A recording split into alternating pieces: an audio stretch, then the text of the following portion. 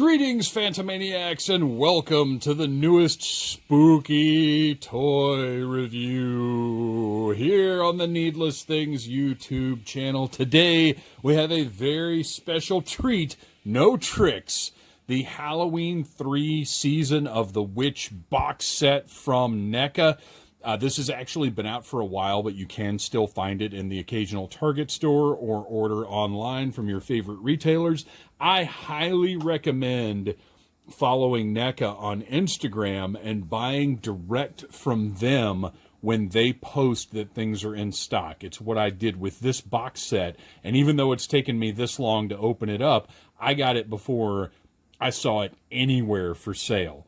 So if you're willing to pay a little bit extra, usually about $12 for shipping, then you can get the stuff really early. I did the same thing with yesterday's Halloween 2 set, which if you've not watched that video, please go do so now. But I thought this was a great way to cap off our spooky toy reviews for October. Halloween 3, for a very long time, was underappreciated by most people, including myself. And around a decade-ish ago, I grew to appreciate it for what it was. And what it is an awesome apocalypse, end-of-the-world movie with Tom Atkins delivering the performance of a lifetime. The box is beautiful. It's got a flat black background with the silver shamrock novelties on the back. Each mask represented on the side. If you have not seen Halloween 3 or if you've not watched it recently, I cannot recommend it enough. We're actually going to be watching it tonight after I finish this review. We've got a nice embossed logo on the front here. Looks really good. That demonic face in the sky representing the, I guess, crazy pagan cult. Maybe? I don't know. But let's go ahead and open this thing up. It's in a beautiful slipcover that you pull aside to reveal your trick-or-treaters, your poor, innocent children who have no idea that on their heads they're wearing portals to a hell dimension. Or I guess potential portals to a hell dimension that's infested with centipedes and scorpions and snakes and stuff that you generally wouldn't want to be trapped inside of a mask with. On the back of the interior, look at that beautiful artwork. This is one of my favorite backs I've ever seen on a toy product because it's made to look like the ad that you would see in stores or in magazines or wherever for these Halloween masks. This is fantastic. I think this is the best box work NECA has ever done. Make it a happy, happy Halloween this year with Silver Shamrock. It's almost time, kids. The clock is ticking. Halloween is almost here, and you don't want to forget your mask. Silver Shamrock Novelties is your #1 source for high-quality latex masks. The clock is ticking. Don't miss out on all the fun this year. Order now. Tell your friends. Be in front of your TV set during the Horror-thon. Don't miss the big giveaway at 9. And over here, I love this. We've got the prices on the masks that I have to say for 1983. Oh gosh, I can't remember what year the movie came out. These are extremely high prices for these masks for early 80s. And then you've got the little mail order form you clip out and send in to get your masks. Now, you can order replicas of these masks from Trick or Treat Studios. They're fantastic. We have them upstairs in a display that I'll actually post a picture of at the end of this video if you want to stick around for it. But this is wonderful. I couldn't be happier with the back of this box. And it makes something that it's just a cardboard window box. Normally the sort of thing I'd just toss in the trash when I'm done with this video. This is a keeper. I'm going to have to hang on to at least this panel. This honestly might even go in a frame. I really love this. And then, of course, we have... Oh, maybe it was on the slipcover. Yeah, there it is. Those credits that I love so much that NECA puts on all of their product releases. All right. Now it is time... Take our trusty 1964 box cutter, cut right through that circular piece of tape, and let these poor, doomed children out of this window box. I like that the background on this one is so simple. You can see it's the... Well, I'll pull it out and you can see. Oh, it's in there as well. So we have the silhouette of the trick-or-treaters. That's kind of the iconic promotional imagery of the film. And then back here, again, the same thing. And I have plans for a diorama that I'm going to be making with these. And this might actually be my new background for it. I had thought about doing something else, but this will be so easy to deal with. I might just use that. All right, let's take a look and see what we've got here. We've got the witch hat for the pumpkin that kind of never really made sense to me, but whatever. And then we have the Portal to Hell versions. Ooh, this is sticky. I'm thoroughly disgusted. Ugh, why? Why? I hate it.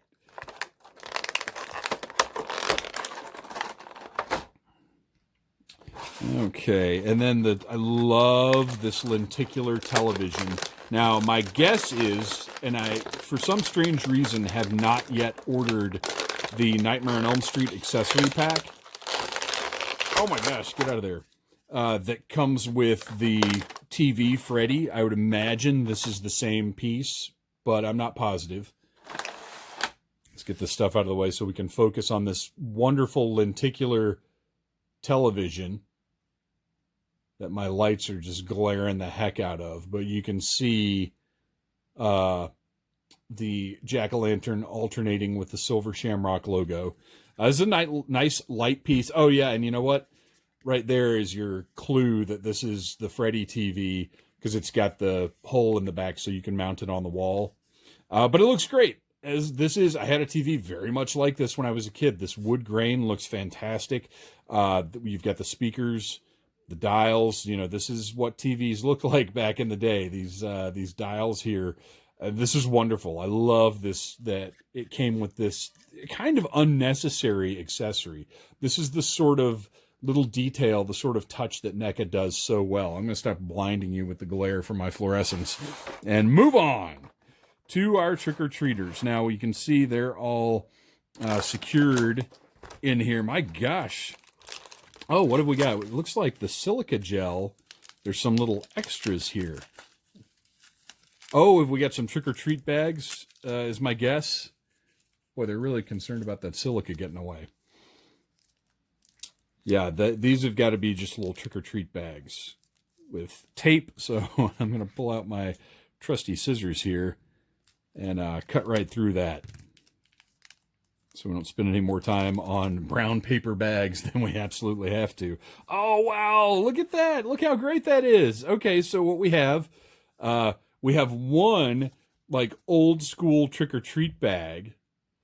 That's wonderful. Actually does open up. I don't want to mess with it too much, but that's great. I love that. And then, of course, just a regular old brown paper sack that a kid might be trick-or-treating with back in the day. Just two of those. Oh, it's wonderful. What great little pieces. I kind of didn't realize these were in here. That's excellent. All right. Now, let's snip through these little plastic doodads holding these in place. If you do not have a pair of fingernail clippers that you are willing to ruin using to open toys, I recommend you head out to your local Dollar Tree, spend $1 on a pair of fingernail clippers, and keep them at your toy opening station to make it easier to deal with these, so you don't just have to yank figures out of these like some kind of animal. There is a way to open toys without potentially ruining them. And for my money, the dollar fingernail clippers are the way. All right. Let's see here. Got our little witch. Little skeleton boy, and our little pumpkin girl. You know, that's really not fair of me to assume that the pumpkin is a girl because there's a witch hat involved. A little pumpkin person. These are all gender-neutral children, and that's fine. We want anyone to be able to identify with the horrible fates that they suffer. That NECA has taken twisted delight in sculpting hands that are specifically meant to denote the horrid torture these children are enduring. I would love to talk to the person who sculpted these hands. Just tell me, what was your process for capturing the misery and pain of having a centipede crawl in your nose? So we have 3 different sets of alternate in hideous, torturous pain hands. And I don't know how different they all are. I'm going to try and compare them all at once. Yeah, it looks like they're basically the same hands. That's okay. Nothing wrong with that. I'm going to put those to the side and take a look at our little witch with, oh, look at this. There's actually a wire around the little cloak part here, so you can sort of pose that how you like.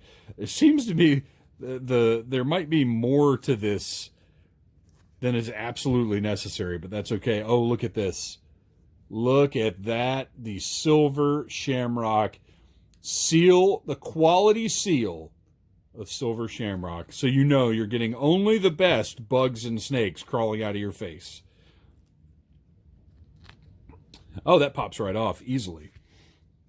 So this is 2 separate pieces. You've got the base witch head that goes right into the cowl right there. And then you can see that a little bit of the green paint from the cowl came off on the neck. Nobody's ever going to see that. I could not possibly care less.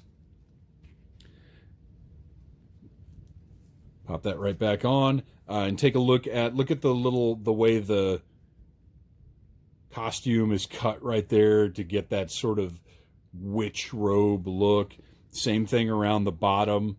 The hem looks great. And then those 80s style sneakers just looks really good. This is a perfect little early 80s trick-or-treater. I mean, granted, a lot of us were wearing licensed costumes at this point, and the generic witch skull pumpkin maybe wouldn't have gone over quite as well as they seem to in the movie. But that's a great looking figure. That's awesome. And we've got pumpkin head over here. Kind of just looks like the CW that has the dancing pumpkin guy for Halloween, I think, or is that a different thing entirely? I don't know. But the mask looks great.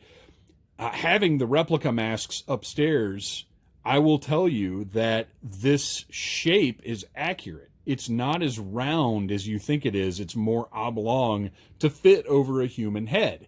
If it were rounder, it wouldn't fit as well and wouldn't be comfortable to wear. So I'm actually really good with this oblong shape.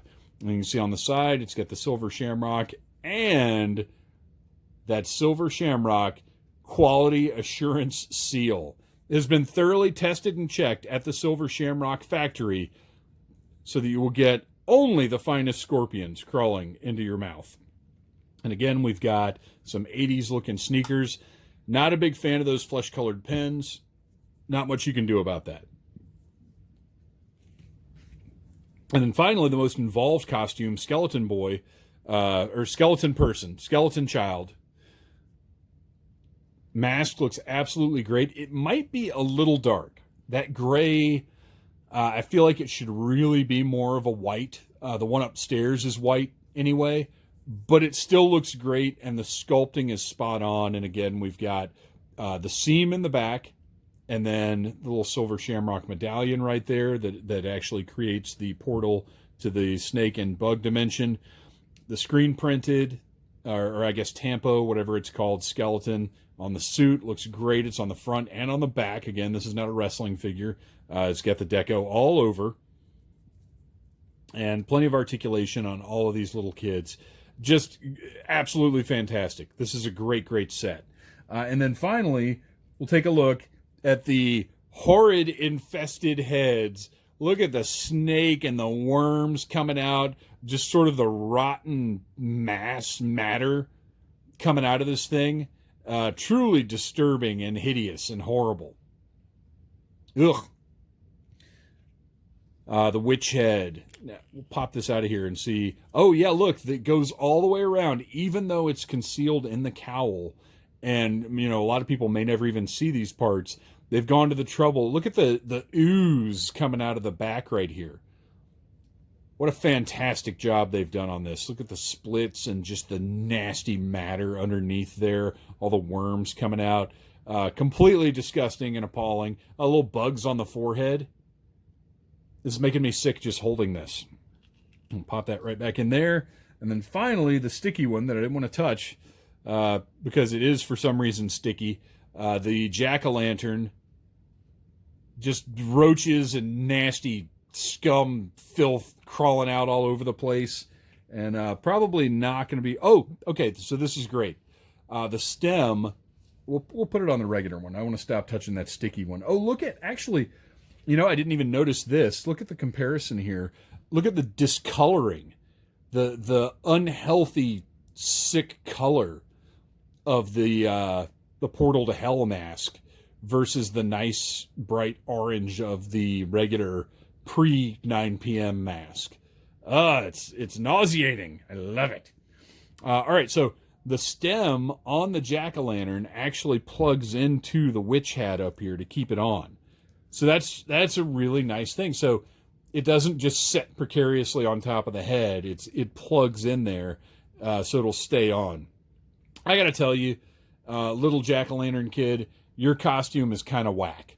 Just a black suit with a pumpkin and a witch hat. Try harder, or be mad at your parents, one or the other. You guys, these are... I've got to switch out these heads. I've got to do the full effect for the end of the video. I can't just leave you with these happy kids going to trick-or-treat. We can't end things that way. We've got to end it like the movie does, with the apocalypse imminent, with all of these kids' heads turned into portals to a horrible dimension. Oh, look at that disgustingness. Look at their... I'm not going to switch their hands out because, come on, you understand how hands work. Look at these poor, tortured children ending the world with their diseased, rotten, bug-infested faces. What horror! Who could have come up with such a diabolical plan? You guys, thanks for watching. Please like, subscribe, share, and remember, have a happy Halloween.